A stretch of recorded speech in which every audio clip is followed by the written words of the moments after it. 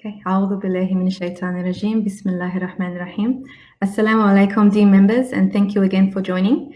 I'm very fortunate to be interviewing Sister Afeefa Syeed, a founder of Fatih Academy in the USA. Fatih Academy is a community school that integrates religious studies in a holistic manner. And so today we're going to be discussing one example of successful integration through the wellness program that Sister Afeefa has spearheaded. Sister Afeefa, thank you so much for joining us. Assalamu alaikum. I'm very happy to be with you today. So let's get started on bringing in some context, if that's okay. You've been an advocate about supporting Muslim learners to navigate what it means to be an American Muslim. From your experience at Al-Fatih, could you please provide some context on the challenges that Muslim students are facing socially, emotionally, and spiritually? Sure. Bismillahirrahmanirrahim. I think what's important when we talk about our Islamic schools in any context is sort of, we've been doing this more and more concertedly, which is to ask the question of why are we doing what we're doing?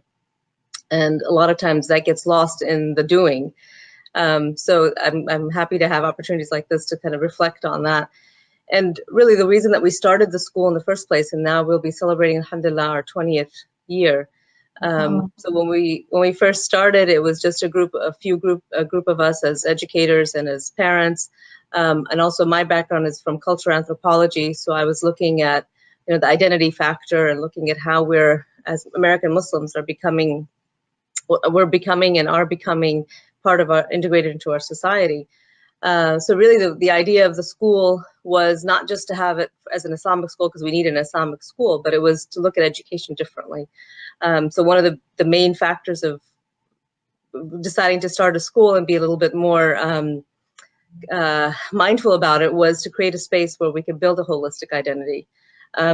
And it's interesting because I went through our, state government school system. The others that joined us to build a school also did as well. We grew up in the US, we grew up as Americans, and we were part of the public school system. So it wasn't that we had an issue with the public school system itself, because we said, alhamdulillah, we turned out okay for the most part. So it's not like, this is a statement against public schools. What we really wanted to do was create an incubator where we could look at identity, we could look at religion, and we could look at the integration of all of that space for holistic development of a child. So that's what, that was the impetus. And because of that, we're kind of excited to have that level of creativity that we could have in that space that we could create.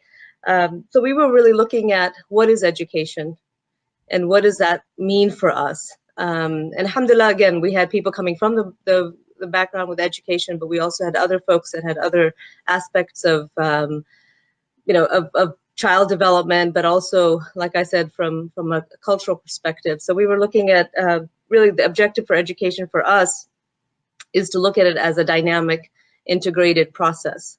That's not just a static, here are your standards, here's what you're going to learn. But the objective of education for us was really to be relevant and to be student-led and student-centered and also transformational. And I know we hear these buzzwords here and there sometimes, but alhamdulillah, we were able to look at this 20 years ago and we didn't necessarily have the specific language for it, but the idea of being something that is a lived experience and not just, here are your standards, here are the exams you have to take for those standards, etc. So in that space of being transformational and being dynamic, you have to sort of be responsive to what's happening in front of you and to be able to say, well, this is what needs to be done because, we need something different to happen when and not do the same thing just because we've been doing it. And I think, what that led us to is to, for example, look at integration as in education as being, we're looking at all the subjects, for example, and integrating them. So math, science, English, language is not something to be taught in silos, because as we know in pedagogy and we know in best practice, that connection lends towards much more, the learning itself takes place in a much more holistic and much more depth than it would otherwise. So that's one part of it. We also looked at, as Muslims, how will we teach Islam as a religion? And what does that mean for us in the school setting? So definitely integrating Islamic values and Islamic understanding into everything we're doing was another level of integration. But even that for us was, well, are we just looking at textbooks that teach us, the battles of the Prophet, or, whatever it is? Well, that's not necessarily a lived, religion in that sense of, well, what are they getting out of that? Mm-hmm. So we spent a lot of time also developing that. Alhamdulillah, I think we're in a really great space now where we can say we've developed an Islamic studies curriculum that is responsive. Again, it's transformational. So you're learning, you're having knowledge about being Muslim, but you're immediately able to apply it and be able to understand it in a way that is something that you can feel connected to, rather than reading about something in the past, etc. So that integration has been really exciting. So, and many of you do this already, which is looking at, if you're doing a project in science, or you're doing something, relevant to some discovery, you're connecting it. So for us, we're connecting it to a science objective, but also to a language objective, and to a social studies or a geography objective. It's all connected. And then on top of that, you bring in a sense of, what is the Quranic perspective on that. And it's seamless. It shouldn't be something that you're doing, it's a forced, you must add this and this and this, so it looks like it's choppy, but it's really connected. And another example of that is how we have looked at sex education, and we call it family life education. That helps us, calm people down. So when it's family life education, we were very adamant about, look, we are building this identity as a Muslim, in a Muslim child, and understanding even the knowledge of how your body works, and how sexuality and all of that is an aspect of learning beneficial knowledge. So we premise our family life education in saying that the Prophet Muhammad Sallallahu Alaihi Wasallam, the sunnah of the Prophet is that he would discuss these matters, and he would teach about them in an open way. So that becomes part of our approach to that as well. So that's been important, that we can be responsive. The other piece that I want to mention about our school in terms of the identity piece and being responsive is cultural literacy, which means understanding what it means to be American. So for us, really dissecting that. So although I'm an immigrant, and I came when I was 5 and grew up in the US, my children are full-fledged American in the sense they were born here. But we also have connections to the American Muslim identity from times before. So for example, when we learn about in history, what we'll do is connect that to the Muslim identity. So we teach and we learn that almost 30% of the slaves that were brought to the US were from Muslim countries and Muslim backgrounds, in fact, Muslim kingdoms, because at that time they were thriving in parts of Africa. So we will learn about that, and the students understand it as a natural, that yes, of course, Muslims were here from that time, and we connect to those individuals as Muslims and as Americans. So they were both at that point, because they were forcibly brought here, but they ended up here, they were Americans, and they happened to be Muslims. So for example, when we have as any founding father has, we have George Washington, as everybody knows, as our founding father. So he's buried nearby here, actually, and has a memorial there. So we go there to pay respects to George Washington. But what we do as Muslims in our school is we also go, we give our salams to him, and we learn about him as a slave owner. Then we go to the slave quarters where they were buried. And this is something we found out other people hadn't been doing at all, whether they were Muslim or non-Muslim. But we go to the slave quarters and we say Fatiha there, because children know that so many of these people that were, and they don't have any marked grades because they were slaves, but we're able to say Surah Fatiha because we understand they were Muslim, but we also understand the adab and the etiquette of when you go to a graveyard. So you can imagine that connection makes it a seamless understanding of to be Muslim and American and connected to history. So that's also connected to the idea of place-based learning. That's really important for us, which is learning about where you live and connecting that to your everyday life. And that means, in actuality, as we're going to talk about with the wellness program, it means also being aware of the issues and the concerns and current events and so on and so forth in a very educated and informed manner, rather than, creating a bubble where we don't know what's going on around us. Yeah. So it's how we deal with what's around us that's very important. And so I think, for us as a school, what we've developed over time, but also kind of going into it in the beginning, was to have our students, and then by turn have our parents and our community be mindful and be understanding of where we live and why we live the way we live. And then again, be seamless about how it connects to what we're learning. So based on all of that, in terms of, what we realized were some of the issues that were coming out of, our families and our community, is when we decided to sort of look at the wellness aspect of it, or the mental social health a little bit more. And one idea is people say, well, we need more professionals to do this kind of work, which is entirely true. But it's also, you get to a point where when you're understanding what your needs are as a school or as an educator, then you realize, well, I do need a professional to come in and help with this. But I'll pause there. So Sama, if you wanted to continue with your line of questioning. Okay, so in relation to the challenges that you've observed, you spearheaded the wellness program. I'd like to hear more about that. What instigated this? What's the program's purpose, and what are the program's initiatives? Sure.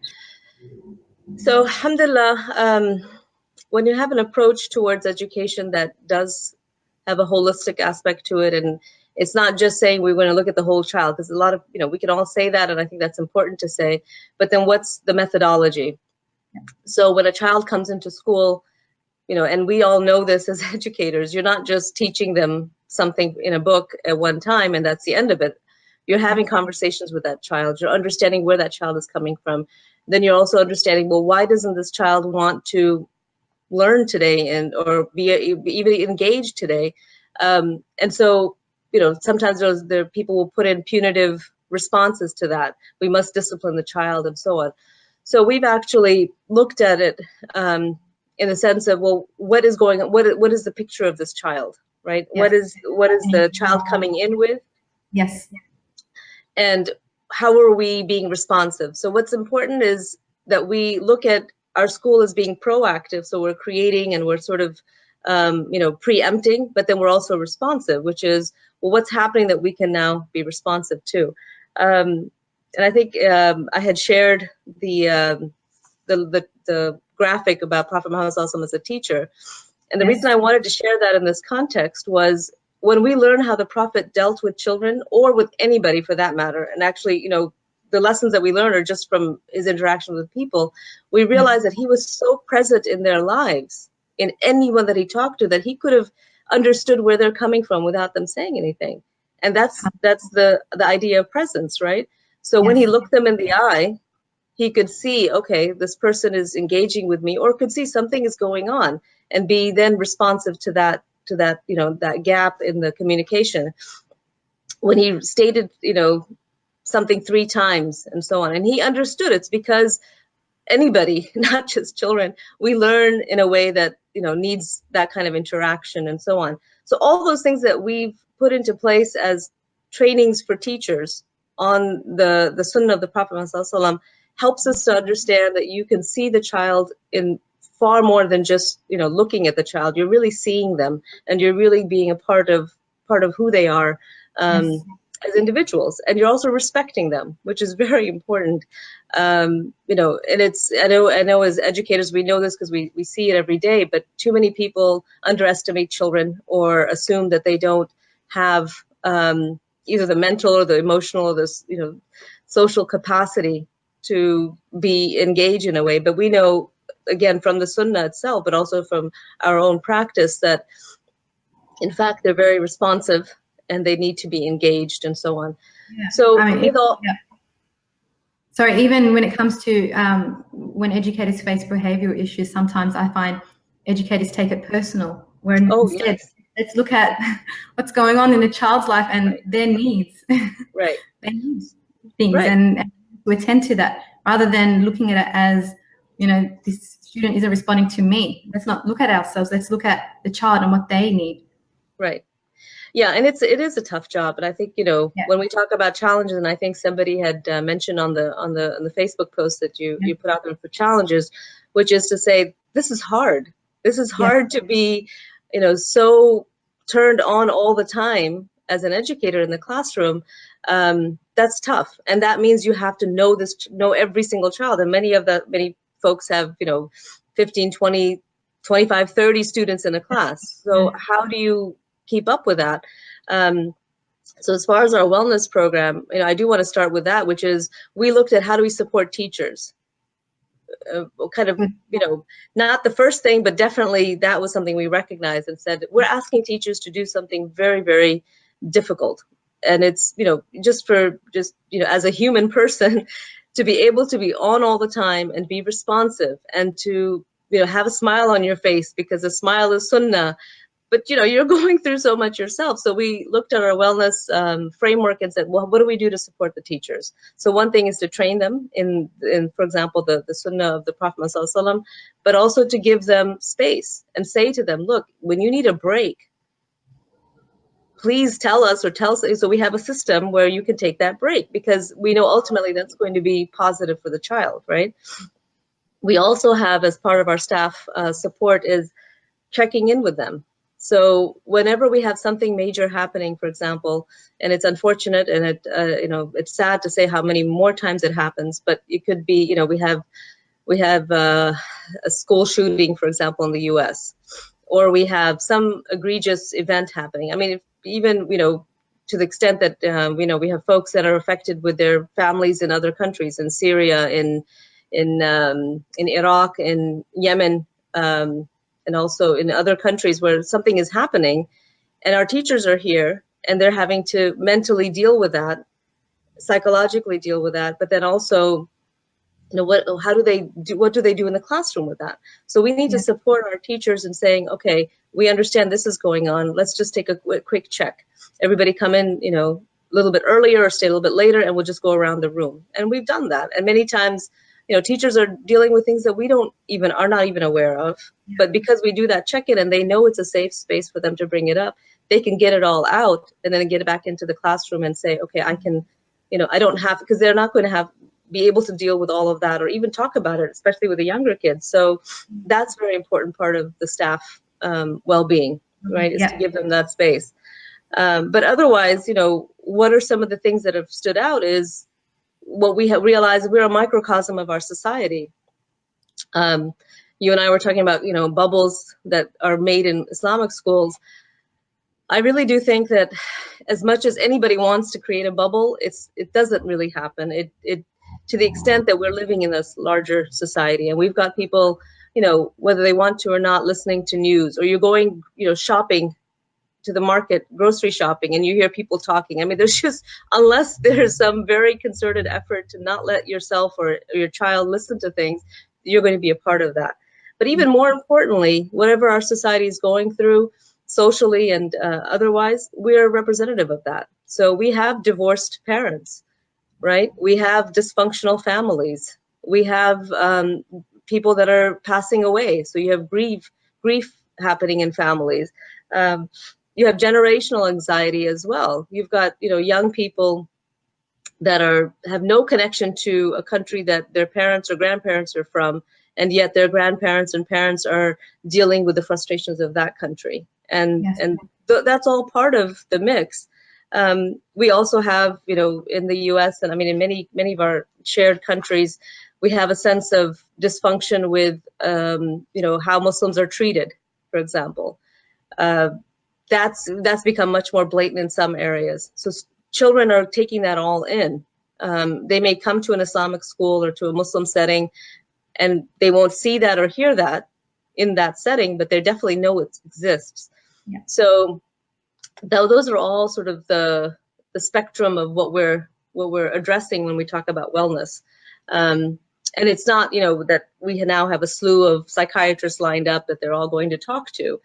What we're really looking at for the wellness program, again, as part of our holistic approach is, well, what do we need to do to, maintain and build up their the ability for them to be responsive and to be able to function, and not just function, but really do well in society. So it's not just as children in the school. And ultimately, I think what we're looking at through our wellness program, as well as the rest of the experience, is giving them tools so that they can understand that here's something I can do here that I'm practicing with each other, or together, but then I can use it for something else. So I'll give you a small example. Before Dhuhr every day at prayer, we do Jamaat, we do prayer together. So we've instituted that we do, before we start the prayer, we do deep breathing. So you can imagine, almost 300 students and their teachers sitting in the musalla, and we say we're going to have, this is a peaceful musalla, we're going to create the peace that we need for the salah. So we all know the salah is the part that is important, but in order to get into that space and to have khushu and so on, so we do the deep breathing, and I have the students, take a breath and hold it for 5 and exhale for 5.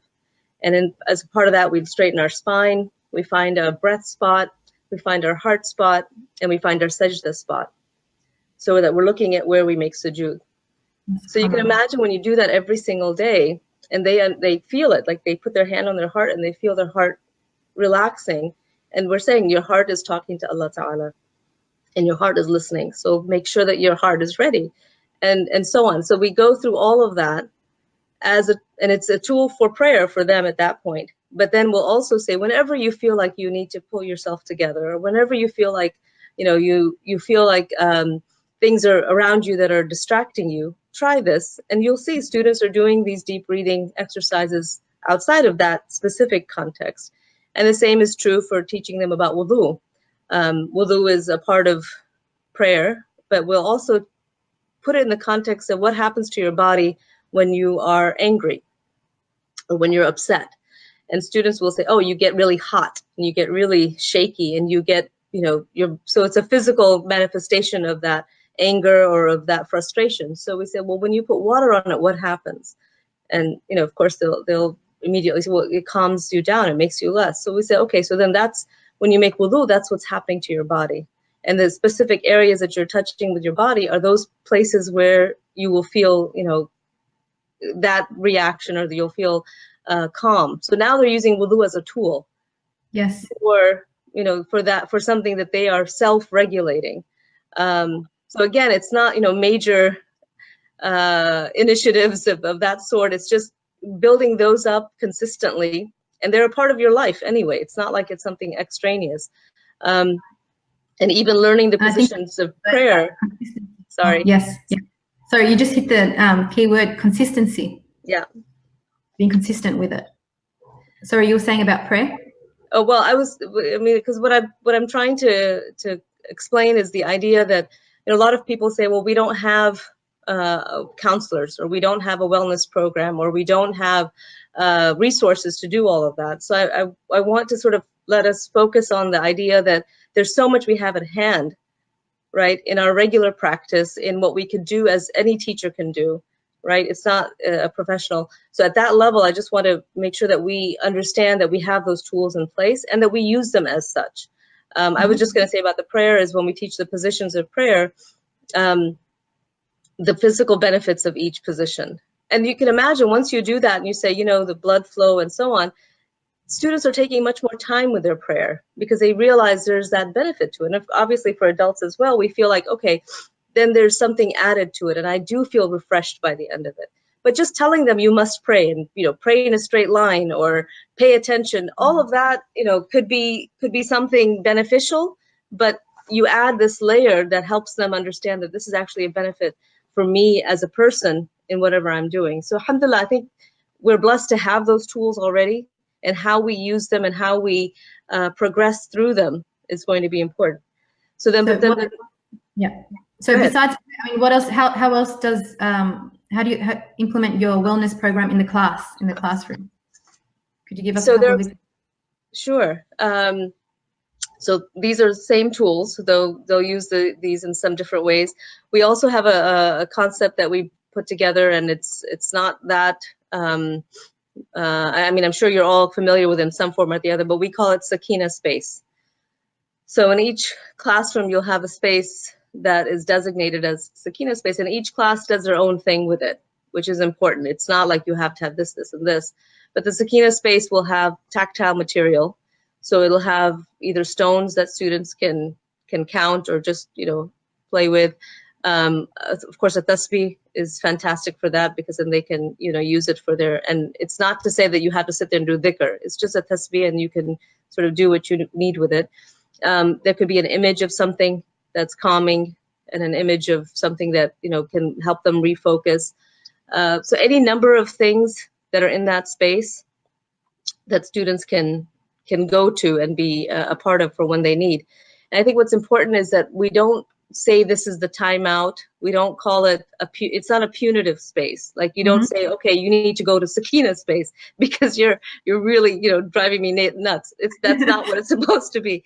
It's really about building that skill of self-regulation, right? And saying, I've lost my Sakina and my salam is kind of off. I need to reconfigure and go back to that space. So you'll see students choose that and say to the teacher, I really need to go to this space for a while, and they'll go and they'll come back. So many times teachers are afraid, well, they're going to go there and never come back out of it because they don't want to do our work. But the fact of the matter is, if you give them that space, they will use it wisely because they know how to take care of themselves. Now, the other important part of it is we tell teachers, you can use that space also and model it for students. And you'll see teachers will say, I need a break. And of course, this is in the classroom, so it's not like they're leaving the classroom, but they'll go to the Sakina space and do whatever they need to do. We even have, for many classrooms, we have a list of how to do different kinds of breathing to calm yourself down so that they have something to do as well, not just to sit there. So that would be as well something that they can use as a tool in the classroom. But it's important that it's not a punitive. It's not something that, is responding to something negative. It's much more proactive.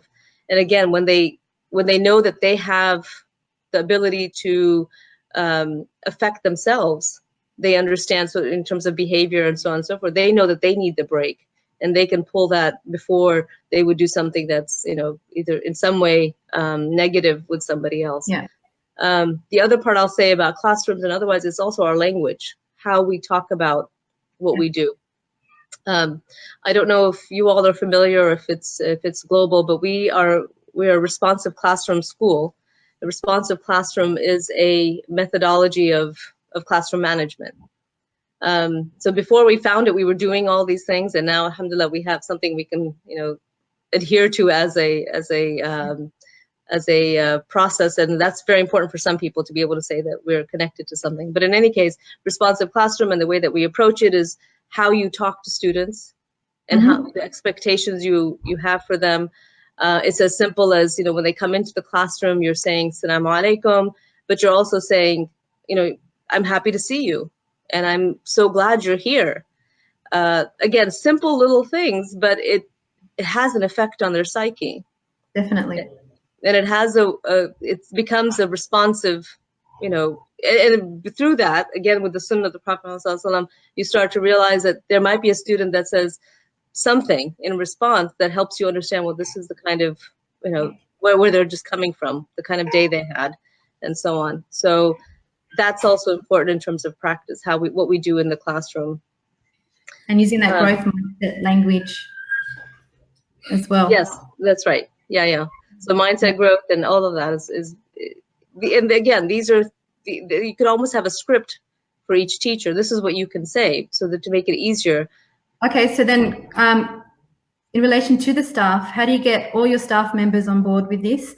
How do you ensure that they're all prepared to support the social, emotional, and spiritual challenges they face? So you've mentioned examples, but then how do we make sure that all staff members are aware of how to apply this effectively? Yeah, that's critical. That's really critical, because we can say and we can, aspire. So there's different levels. One is that we identify programs, or we identify even trainings, right, that we can implement. So I'll just tell you, last month we had, and starting last year, then we had a whole module that we found on suicide prevention for teachers. So there's a lot more detail in that module and in that training than we could just do as, just talking through it, because it is that's where you have professional, space come in. So in that case, it's a training process, and they get a certificate at the end for through all of that, and it adds to their understanding, but it also adds to their abilities and capacities. So that we identify that training. But I do want to say that, alhamdulillah, we were able to look at all the things that we needed in terms of the wellness program and say that we need to have resources for individuals that are designated to do this training, to do this follow-up, to do the support, both for students and teachers. So we have counselors at school, and that was a priority for us. We actually put other things lower on the priority and pull this up so we could get funding. And specifically, we asked for fund. We're a nonprofit, so it's an independent school. So we asked for donations, and Family Foundations gave us funds just to hire these counselors. And really, that's critical, because as much as we can do as administration and so on, we need people that come from school counseling background, and they understand how schools operate and so on, and that's important. So they're able to provide in-classroom guidance lessons, for example, that the counselor focuses on, and she's able to say, the teacher's able to say, I'm having some issues between students, for example, friendship issues. Can you help with that? So we were able to last year, alhamdulillah, pull together and create a peer mediation program through the work of the counselor, because we realized that we have to give the students tools, and we went through a whole peer mediation training program that was set already, and so we have peer mediators now, and so on, and we're able to attend other programs and conferences and so on with other schools. So then that takes it up another notch, which is not just working for our school or at our school, but with other students, and students get exposure to that. We also have one-on-one counseling that counselors will do with students. So at some point, if the student has high anxiety, for example, which is one of the issues that we are coming across quite a bit. So how do they deal with this anxiety? So sometimes it really needs to be a one-on-one with the counselor on a regular basis. So again, it's not full-fledged therapy sessions, but it is something where the counselor can give them tools and understand it. And then from all of that, the counselor as a professional is able to say, this student that's coming to me on a regular basis needs more than I can provide, right? So then we have a whole referral process where we can find outside expertise. And this is really important, which is to say we have to be able to say as educators, but also as a school, that we may not be able to help every child's emotional, social, psychological health. Meaning we have to be able to say we don't have the resources to really maintain this child at the school. That is very difficult, because we don't want to say no to any student, right? Parents don't want to take their child out. But in the end, if we're talking about for the benefit of the child, we have to be able to come to that point and say, your child will, for the sake of the child's better placed somewhere else where they can get the resources, whatever they are, or be able to say that we don't have the capacity here, to meet that child's needs. So that, that kind of becomes the tiered approach to it. But we do everything before that point to be able to really support the children that we have in the school. And I think we have to acknowledge that we have a full gamut. We have students that need a lot more help than we're able to give. And we also have, alhamdulillah, students that are thriving because of the interventions we put into place. And you can see that. And when you have people that are dedicated to this work, they're able to track all of that. So alhamdulillah, I think that's really important. The other aspect of wellness that that I want to touch on is the parents and involving them. Yes, their involvement. That was my next question. What tools have you developed to help families interact and react with their children about difficult topics? So having the parents be a part of this process is really critical, and for any education, right? So even if you're just doing the normal education subjects and so on, you need the parents to be aware and informed and engaged on their students' education. In this case, when we're talking about wellness, we have to also educate the parents on what wellness means. So that might be explaining to the parent, your child is very anxious, and here's where the anxiety seems to be coming from. And sometimes it really is, it's difficult because the parents are then put on the spot, where we say, you know, you are putting a lot of pressure on this child, academically, for example, which is one of the most basic issues we face, which is this pressure to do so well and so on. So in educating them one-on-one is important, saying, you know, so part of the conference that the teachers will have with parents is to outline, well, here are some concerns I have. And it's not to say, you know, this is bad behavior, because immediately that's what a lot of parents will think. Oh, my child is just misbehaving. There was a comment on the Greedy question about, you know, sometimes parents can be suspicious, and we've got to build that trust with families. Yes. Right, exactly. And so rather than, you know, putting it out as if, you know, you're not doing your job as parents. And I know nobody says that. Nobody says that exactly. But that's how you could, as a parent, and we're all, and those of us that are parents, you can feel that. You can say, oh, I'm not doing what I should be doing. So it has to be much more like a mutual relationship. You know, what can we do together for this child? But it's also giving them context and saying, you know, we have so many students that are anxious. It's not just your child, right? For example, so that they understand that we're talking about something is going on with everybody, and we're trying to address that. So it's that one-on-one. The other level we do is also obviously more group work. So we have something called Wellness Wednesdays, where the counselors will pick a topic, and students will, parents will come, and it's just parents, and discuss that topic. And there they can see that other parents are dealing with it as well. Right. Yes. But it's also important that it's not just counselors coming with information and imparting information. It's also, how do we all deal with this? Or what are you doing about this?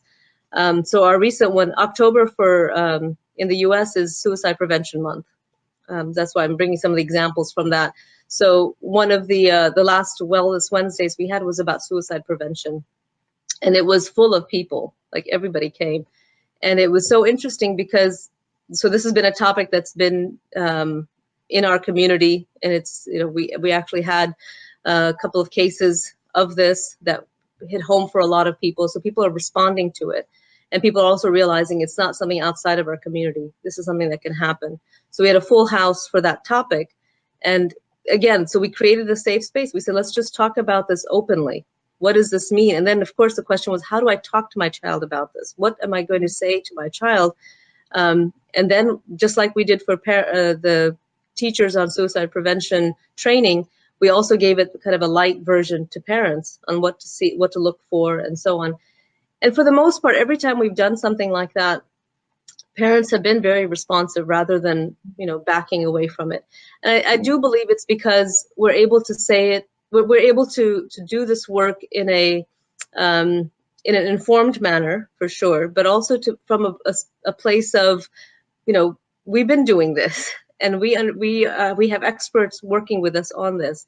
So it gives the parents a sense of, you know, that things are in place for this, rather than just an ad hoc conversation about something.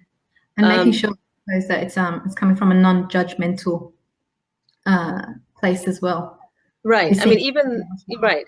And I was mentioning the family life earlier. You know, we've created a whole curriculum for family life education. So starting from kindergarten, which is age 5, all the way to 8th grade, how are we talking about sexuality, right? So, you know, to the extent that that is definitely part of wellness, because it's about education, but it's also, so what we've done is a component of all of that is how students deal with themselves, their bodies, their changing bodies, and all of that. So parents, you know, on the one hand are, so what are you going to talk about? What are you going to talk about? You know, I need to know all the details. So there's that, which is fine, which I understand. But at the other part of it is some parents saying, you know, I'm so glad you're doing this because I could never have that conversation with my child.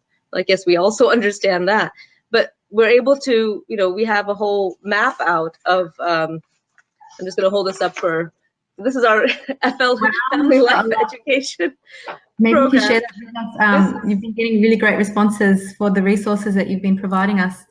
Sure, yeah, and alhamdulillah, we're in a good place to share this. So we have a family life overview, and then you could see the whole spreadsheet of what we're doing for each grade. And that, you know, as much as it's a visual, but it gives people the sense that, okay, you've thought this through and you have an approach to it.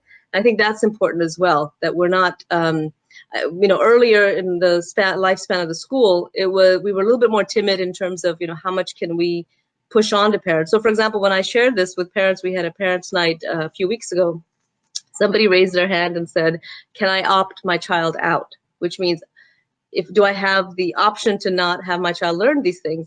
And I was confident. I said, no, you can't, because that's part of our school.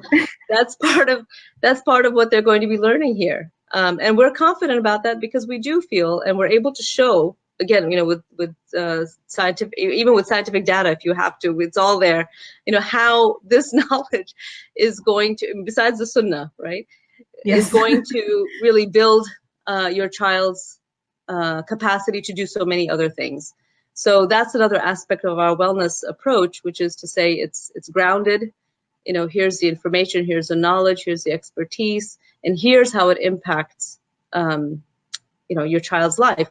And then, of course, the ripple effect of that is parents saying, I've learned so much, I didn't realize this information and so on, which is perfectly fine. And I think rather than saying, why don't they know what they should know, it's being responsive and saying, well, that's a good objective to have as well. Mashallah, I just love how everyone's so well involved. May Allah reward you all for all your hard work. And I could see that it's very multifaceted. We've gone over time, but I do want to ask, what advice would you give to other Islamic schools about establishing a wellness program? Because I can see that you've gone in depth, and like I said, it is multifaceted. So where do schools start? Well, start with where you are. And I think, in terms of doing a quick survey, and that's really what we did as well. What are some of the mental, social, even psychological issues that we see day to day? So the list that I shared with you in terms of, dysfunctional families or grief and so on, it's because we checked and we saw that's what we have here. We don't have certain things that other schools might have because of our demographics. But I think mapping it out is very important, just like for anything, but specifically for this. And once you've mapped out what are the concerns we have in our student body, then you can take the next step of saying, well, how do we address these concerns? Or how do we address these even in a phased mode, right? So as I was giving those examples of what you can do right away, starting tomorrow, because you have those tools, well, how do we put those into place? And you reminded me about the consistency. How do we put something into place that it's happening every time? So Dhuhr time, we're always doing this, right? Morning time, we're always doing this. And that's the next step of implementation. And then after that is to say, well, what do we have in place? What do we need to address that we cannot address? And be very, very clear about that. I think too many of us think we can handle it all and we'll be fine. But, honestly, again, if at the end of the day, we're looking at the well-being of the students, we have to be able to say, well, what can we address and what can we not address? And then how do we bring in the expertise? And I think we live in societies now in this day and age where you can search and look for those folks that have that expertise. That's right. And we should have the humility, which is, again, such a sunnah as well that we don't always practice. Have the humility of saying we need help in something and bring that help from where it needs to come. And then lastly, of course, the funding is important. We cannot expect people to do this kind of very important work without being compensated. And so we look for that, and we look hard for those resources. And we also educate our community and say, look, the more that we as a community can be responsive and put our resources together, the more benefit everybody will have, rather than just, we have folks that help us with these resources that have no children in the school, for example, or are not even interested. And I have actually some people that are not even pro-Muslim school, but when I talk to them about this particular aspect, the wellness part, they are very ready to be supportive because they see the importance. And they see it as being, an integrated part of something, but that they could also benefit. Because now these resources that I'm sharing with you, we share them with our parents, but now, alhamdulillah, they're out to people that are not in the school, right? And so on and so forth. So whatever we can, and if we see our schools as incubators, as places where we can really develop these areas of expertise, I know people don't like to hear the idea that it's a laboratory because that sounds, a little bit odd. But if it's an incubator where you are building these practices and you get to see if they work immediately, like if this breathing thing this deep breathing didn't work, I would have stopped it, but I see it, in front of me. So let's develop these practices and then share them as practices that work, and then people can adapt them as well, inshallah. Again, I think so. 2 words that you've mentioned that really stood out for me: consistency and sharing. Sharing is so important. Not keeping things to ourselves or to our own school. Because ultimately we want to develop our community. Right. So thank you so much, Sister Afeefa. We could go on, and inshallah, I hope we do have another session because there is still so much that you could share with us. But I do have to wrap it up. Sure. People have asked questions on the post. I'm going to leave it. Inshallah, we can eventually, if you do find the time, you could respond to them. We also have the gritty question where people are sharing their thoughts and ideas. And again, I'll repost the resources that you had shared with us, and I know that you will be sharing a couple more with us, so I'll post that up. So we definitely need another session, inshallah, if that's okay with you. Sure. Well, thank you for having this topic as a focus. I think it's great. May Allah reward you and your staff and your community for all the hard work that you've been putting in. Mashallah. I mean, for all of us. Thank you so much. Okay, so I'm going to wrap it up. But yeah, thank you once again, and I know we'll keep in touch. Inshallah. Thank you. Assalamu alaikum. Alaikum salam.